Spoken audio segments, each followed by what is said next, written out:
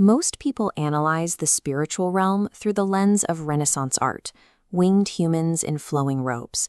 But prioritizing physical appearance or later mythological tropes hides the underlying geometry of their actual roles. The ancient biblical worldview conceptualized the spiritual realm as a theocratic bureaucracy. This bureaucracy operates through a hierarchy of delegated authority. Within this system, entities are defined entirely by their legal and administrative titles across three distinct branches. We can map out this cosmic government by analyzing the precise legal functions assigned to the heavenly host. The legislative and governing branch sits at the top, acting as the body that authorizes cosmic decrees.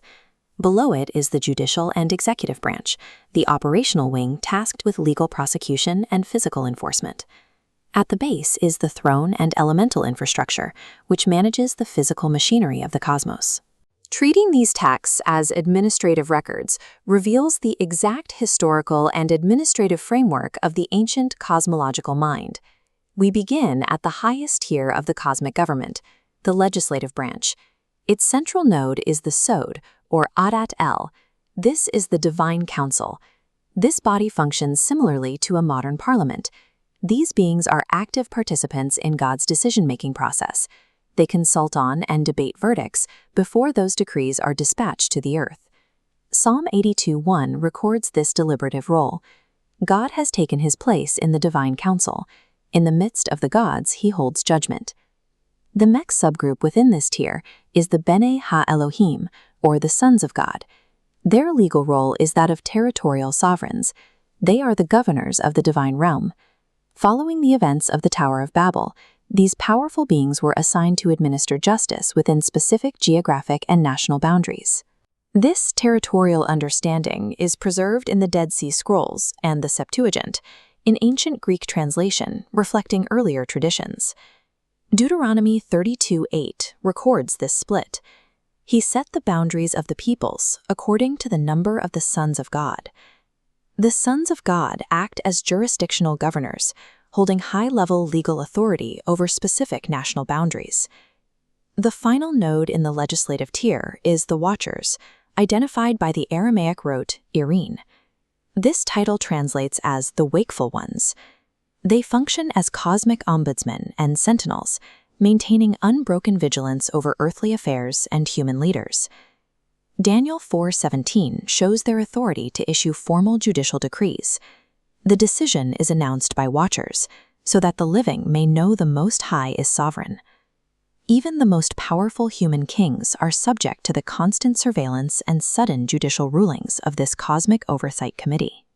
The middle layer of the hierarchy is the judicial and executive branch, comprised of operational departments for legal, communications, and enforcement.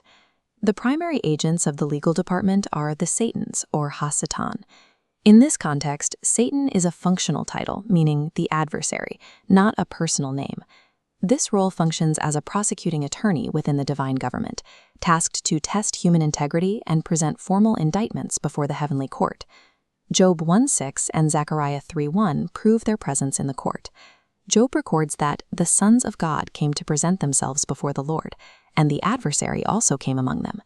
The adversary is a functional component of the divine legal system, tasked with opposition and audit. We move now to the communications and enforcement arms of the executive tier. Here we find the messengers, or malachim. They are dispatched agents and diplomatic couriers. Their ranks include the interpreting angel, described in Daniel and Zechariah, as a pedagogical guide who explains complex visions to humans. Psalm 103:20 describes their absolute obedience to government instructions. Bless the Lord, O you his angels, obeying the voice of his word. The enforcement arm includes the destroyers, or mashchit. These are specialized executioners authorized to carry out localized or national sentences, such as plagues or military collapses, once the council has reached a verdict. Exodus and 2 Samuel document their lethal jurisdiction. Exodus states the Lord will not permit the destroyer to enter your houses to strike you. Within this framework, events recorded as random plagues or miracles are actually judicially authorized warrants carried out by specialized executive agents. The foundational base of the hierarchy is the throne and elemental infrastructure. This tier contains the throne guardians, divided into the cherubim and the seraphim. The cherubim serve as boundary protectors, and the mobile support system, the chariot throne, guarding sacred space as seen in Ezekiel 10. The seraphim, or burning ones, are liturgical attendants, facilitating the ritual purification of the celestial temple. Isaiah 6:2-3 records their primary task. Above him were seraphim. They were calling to one another, "Holy, holy, holy is the Lord Almighty." The elemental stewards also reside here, managing the physical machinery of the cosmos. The four winds act as charioteers of global transition, while specialized stewards oversee forces like fire and water to enact judgment, as seen in Revelation. Zechariah 6:5 describes their deployment. These are the four spirits of heaven, going out from standing in the presence of the Lord. The atmosphere, weather, and physical forces of nature are administered by bureaucratic stewards. The biblical text presents a consistent model rather than a random assortment of ethereal beings. This system operates strictly through a hierarchy where roles are distinguished by legal jurisdiction. Power flows from the legislative deliberation of the council to the territorial governance of the sons of God, and finally to the executive actions of messengers and destroyers. Viewing these entities through their functional legal roles is the key to accurately decoding the text.